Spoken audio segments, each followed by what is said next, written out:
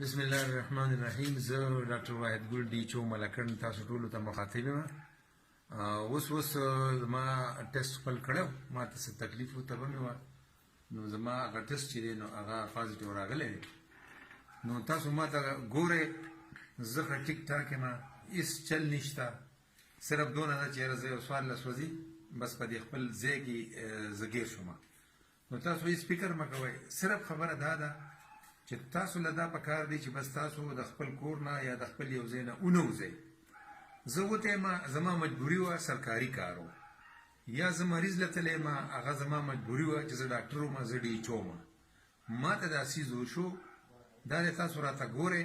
که تاسو وایئ چې ټوپونه درته ووایم نو ټوپونه به راته ووایم، که وایئ چې د دې کوټې سر ته وخېږه د دې کوټې سر ته به وخېږم، که وایئ چې جمپینګ وکړه نو جمپینګ به وکړم. وروره هېڅ هم نشته، په کلاره کښېنئ ښه په ارام. خو زه ګرځېدلی یم، ما ته میلاو شوه خبره، نو خطرناکه نه ده، خو تاسو ځان بچ کول غواړئ نو مهرباني وکړئ بس په خپلو کورونو کې اوسئ او ډېر زیات احتیاط ساتئ، د یو بل سره فاصله ساتئ، او چې حکومت ته نورې کومې خبرې کوي نو هغې باندې تاسو عمل کوئ. والسلام.